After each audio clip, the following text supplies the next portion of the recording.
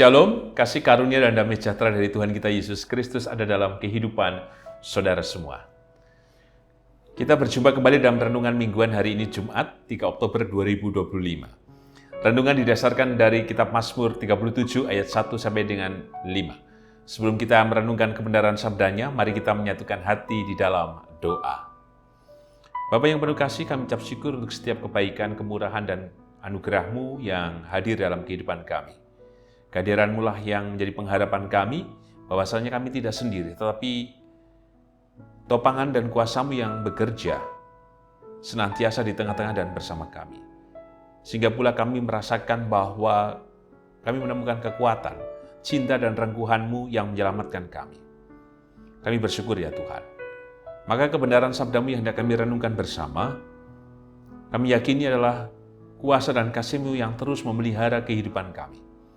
Untuk itu berfirmanlah ya Tuhan Yesus, kami siap mendengar dan melakukannya. Kami yakin kuasa-Mu Tuhan hadir dalam tubuh, jiwa, dan roh kami. Dan kami mohon ampun Tuhan atas setiap dosa dan pelanggaran kami. Dan hanya dalam nama dan kuasa-Mu Tuhan Yesus, Sang Sumber kehidupan dan keselamatan, kami naikkan doa ini dengan bersyukur dan percaya. Amin. Mazmur 37 ayat 1 sampai dengan ke-5. Demikian sabda Tuhan. Kebahagiaan orang fasik semu dari Daud. Jangan marah karena orang yang berbuat jahat. Jangan iri hati kepada orang yang berbuat curang. Sebab mereka segera lisut seperti rumput dan layu seperti tumbuh-tumbuhan hijau. Percayalah kepada Tuhan dan lakukanlah yang baik. Diamlah di negeri dan berlakulah setia. Dan bergembiralah karena Tuhan, maka Ia akan memberikan kepadamu apa yang diinginkan hatimu. Serahkanlah hidupmu kepada Tuhan dan percayalah kepadanya, dan Ia akan bertindak. Berbaiklah kita yang merenungkan sabda Tuhan dan berbaiklah kita yang percaya. Haleluya. Amin. Yang kakung, yang putri, Bapak, Ibu, Saudara, dan anak-anak, tema renungan mingguan hari ini adalah bergembiralah karena Tuhan. Bergembiralah karena Tuhan. Saya pernah usil di jalan. Ketika ada yang melanggar lalu lintas, kemudian saya klakson. Tin! Dan apa yang terjadi? Yang saya klakson balas tin lagi. Dan saya balas lagi, tin lagi, dan sana pun balas tin. Saya balas lagi, tin. Tadi ini tantin. Tapi kemudian belakang saya mencubit.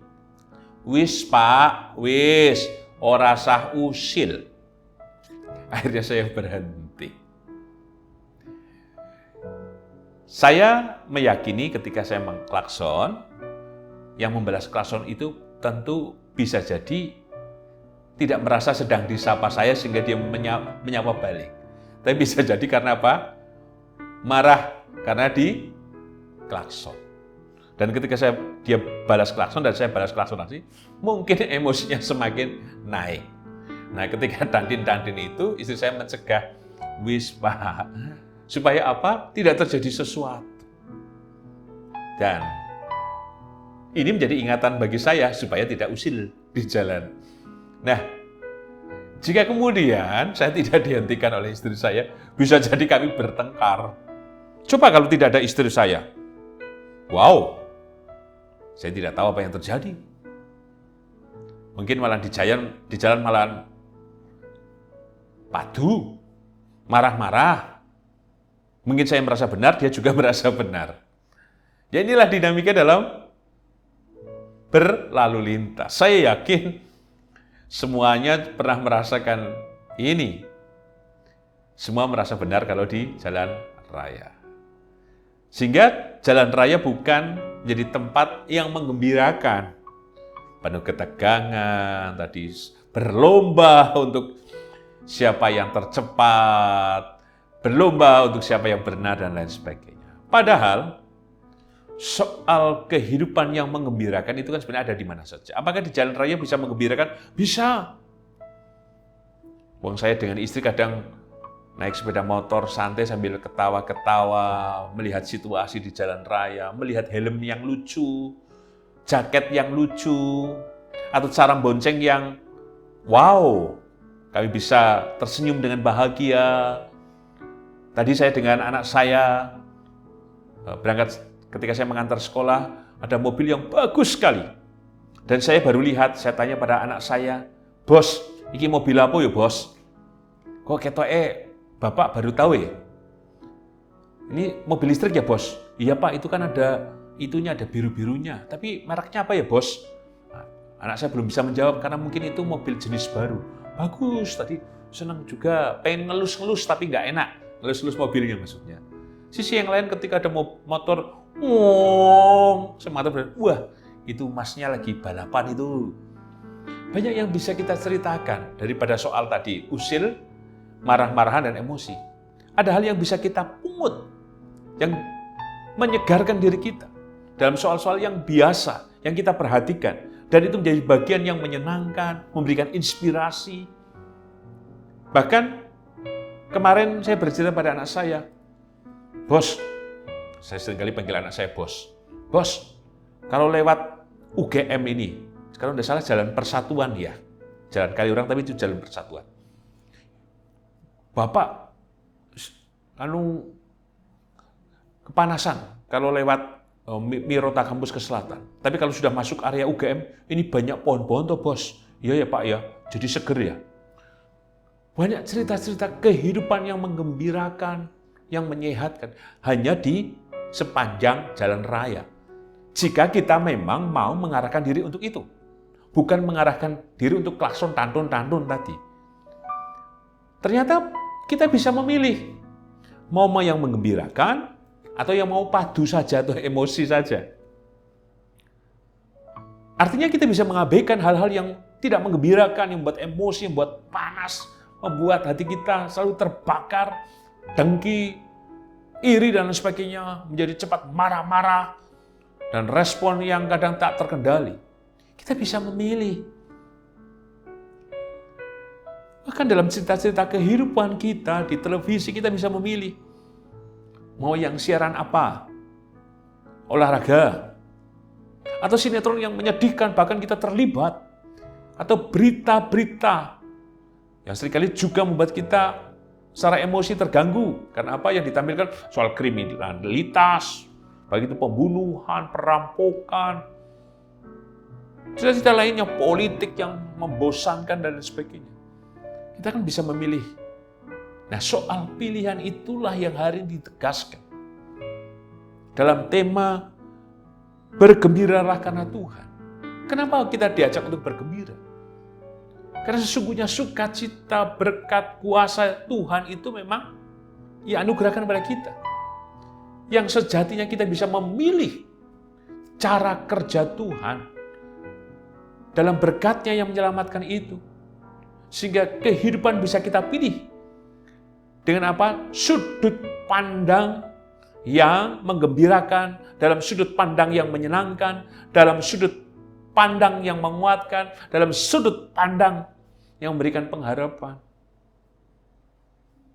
Maka pesan apa yang kita terima dalam teks yang kita renungkan hari ini dari kitab Mazmur 37 ayat 1 sampai dengan ke-5. Di judul perikop disebutkan kebahagiaan orang fasik semu. Orang fasik digambarkan ya orang yang tidak taat, tidak setia, orang yang melanggar, ya yang hanya omon-omon, yang selalu melakukan kejahatan dan lain sebagainya. Ya, kita tahu bagaimana orang fasik itu. Ya, sebebas-bebasnya lah kehidupan itu. Tetapi kita jangan terhisap untuk melakukan hal yang sama seperti mereka. Dalam kejahatan, dalam dengki tadi saya mengatakan, emosi, marah-marah, penuh kebencian, penuh dendam dan lain sebagainya. Sudah, tidak perlu dipilih. Pilihan kita adalah bergembiralah. Ini menjadi pesan yang pertama. Kita perhatikan secara khusus di ayat yang pertama dan yang kedua. Janganlah marah karena orang yang berbuat jahat. Jangan iri hati kepada orang yang berbuat curang. Sebab mereka seperti lisut, seperti rumput, dan layu seperti tumbuh-tumbuhan hijau. Pilihan kita bukan menjadi jahat, menjadi curang, menjadi iri, menjadi hal yang membuat kita jatuh dalam dosa. Tidak. Pilihan kita adalah bergembira. Artinya ada kesukacitaan, berkat, dan semuanya yang harus kita raih dalam pesan pertama ini. Jangan tiru gaya hidup mereka. Jangan tiru pikiran mereka. Jangan juga taat kepada mereka. Jangan pula ngekor seperti mereka. Tapi pilihan kita adalah mengikut Tuhan. Sehingga ketika ada kejahatan datang, maka kita memilih pada cara dan jalan Tuhan. Misalkan saja, kita dipanas-panasi untuk membenci seseorang. Hentikan saja dalam pikiran dan hati kita. Sudah, kita tidak mau tercampur. Kita jangan kemudian memproduksi kejahatan dan kejahatan baru yang kita lakukan. Pilihlah dalam kegembiraan dan kesukacitaan. Membebaskan diri dari kejahatan adalah anugerah Tuhan yang menggembirakan. Maka bebaskan diri kita. Jangan sampai menjadi orang fasik. Tempuhlah itu. Maka kita akan bergembira. Kalau kita sepanjang kehidupan kita menjadi orang fasik, berlaku iri dan jahat dan lain sebagainya, itu akan merusak tubuh jiwa roh kita. Tidak ada kesukacitaan, tidak ada kesegaran, tidak ada berkat yang kita terima. Tapi pilihlah cara Tuhan. Pilihlah Tuhan dalam firman-Nya. Lakukanlah itu. Maka kita bisa menemukan kesukacitaan dan kegembiraan itu. Pesan yang kedua, kita perhatikan secara khusus di ayat yang ketiga dan keempat. Percayalah kepada Tuhan. Dan lakukanlah yang baik, diamlah di negeri dan berlakulah setia. Dan bergembiralah karena Tuhan, maka Ia akan memberikan kepadamu apa yang diinginkan hatimu. Berlakulah baik dalam pesan yang pertama tadi, supaya kita pesan pertama jangan seperti orang fasik, maka pesan yang kedua ini berlakulah baik. Dasarnya apa? Percayalah kepada Tuhan. Sebaik-baiknya kehidupan kita, tentu kita bisa bersalah. Kenapa? Karena kita memang membawa karakter dosa itu. Tapi percayalah kepada Tuhan, bahwa sekalipun kita bersalah, tapi kebaikan Tuhan membenarkan kita jika kita mau datang dalam pertobatan. Maka yang kita wujudkan, kita orientasikan dalam kehidupan kita adalah berbuat baik. Sebaik-baiknya adalah kita berbuat baik. Sebagai perwujudan apa? Perwujudan kita percaya kepada Tuhan. Menunjukkan keteladanan yang Tuhan tunjukkan kepada kita, yang kita wujudkan dalam kehidupan kita. Mari kita terus menempuh kehidupan yang baik dalam kasih. Hilangkan prasangka. Hilangkan ke hal-hal yang ada dalam dendam kebencian. Hal-hal yang jahat yang terekam dalam memori-memori alam bawah sadar kita, hilangkan semua. Lepaskan itu. Termasuk juga ada hal-hal yang mungkin dulu pernah kita lakukan yang tidak baik. Mungkin kita pernah berdukun atau percaya pada orang pintar atau mengandalkan kekuatan-kekuatan lain. Atau pada sisi yang lain, kita mengingat bahwa banyak sekali tindakan-tindakan kita yang justru melukai. Tindakan kita yang justru menekan, menindas yang lain. Maka biarlah hari ini jadi pertobatan kita untuk berlaku baik.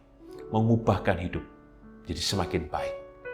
Sehingga ketika kebaikan itu kita tunjukkan, karena kita merespon kasih Tuhan yang Tuhan nyatakan pada kita, maka yang kita nyatakan dalam kebaikan itu sesungguhnya adalah kegembiraan itu sendiri yang dari Tuhan. Dan sebagai penutup dalam tema bergembiralah karena Tuhan. Percayalah bahwa Tuhan selalu memberikan kita kegembiraan. Buktinya apa? Selalu ada jalan keluar dalam kehidupan kita. Maka mintalah apapun kepada Tuhan, supaya kita menemukan jawaban, dan di dalamnya kita bergembira. Seperti ayat kelima, serahkanlah hidupmu kepada Tuhan, dan percayalah kepadanya, dan Ia akan bertindak. Maka segala sesuatunya serahkan pada Tuhan, maka Ia akan bertindak. inilah kegembiraan yang Tuhan nyatakan. Dalam kuasa-Nya yang memberi berkat dan menyelamatkan. Tuhan memberkati. Amin. Mari kita menyatukan hati di dalam doa. Bapa yang penuh kasih, kami ucap syukur untuk setiap kebaikan, kemurahan, dan kebenaran firman-Mu yang telah kami renungkan bersama. Kami percaya Tuhan, kekuatan cinta-Mu yang terus menggembirakan kami. Maka biarlah pilihan, orientasi, cara pandang kami hanya tertuju pada-Mu. Sehingga setiap kehidupan dan laku kami yang kami wujudkan hanya pada kebenaran-Mu yang kami hidupi. Sehingga kami tidak terlena untuk memilih pada kejahatan, iri dengki, dan hal-hal yang membuat kami jauh dari-Mu, yang justru itu membuat kami tidak bergembira dalam kehidupan kami. Terima kasih untuk kebenaran sabda-Mu Tuhan. Maka kebenaran itulah yang kami yakini bekerja di dalam kehidupan Ibu Ami Birowo, anak Amoresia, Ibu Sri Utami Suprapto, Ibu Margono, Bapak Sulistianto Biaki, Ibu Indira Puspasari, Ibu Titing Santoso, Bapak Cahyo Muntadi, Bapak Wasito Utomo, Ibu Endang Joko Triyono, Ibu Ana Rosalia, Anak Ciresel Samudra, Bapak Edwin Kusma Yulianto, Bapak Pendeta Emeritus Dwedi Nugroho, Ibu Ernita Nesip, Ibu Pratiwi Hadi Wahyono, Anak Nasya Alana, Saudara Girbet, Ibu Susilowati, Ibu Frida, demikian juga atas kehidupan Ibu Tugira Sariman, Ibu Rusmeti Suharti, Bapak Priyono, Ibu Murjangkung, Ibu Endang Karno, Ibu Kun Mariatin Subarti, Bapak Sarun, Bapak Bardi Benyamin, Ibu Sari Budi Santoso, Bapak Kristian Dauribu, Bapak Elias Sariman, Bapak dan Ibu Sunarto Saputro, Ibu Mardi Utomo, Ibu Yatmi Artini Rusdi, Ibu Siswarsi Rahayu. Kami yakin Tuhan berkat kasih, kemurahan, dan keselamatan-Mu bekerja dalam kehidupan hamba-Mu. Pulihkan, sehatkan, kuatkan, teguhkan kehidupan mereka Tuhan dalam kasih sayang dan keselamatan yang dari-Mu. Berkati seluruh keluarga yang mendampingi, berikan kesabaran, ketabahan, kekuatan dalam cinta-Mu yang menyelamatkan. Demikian juga Engkau memberkati setiap kehidupan kami, dalam seluruh pengharapan kami, pergulatan, pergumulan, harapan, dan apapun yang terjadi dalam hidup kami, Tuhan, tolonglah kami. Engkau Tuhan yang memberikan kami berkat, Engkau Tuhan yang memberikan kami jawaban, dan Engkau Tuhan yang menyatakan mujizat atas setiap kehidupan kami masing-masing. Kami percaya Tuhan, Engkau memberkati kami. Kami yang lelah, kami yang menangis, kami yang bosan, kami yang tak berdaya.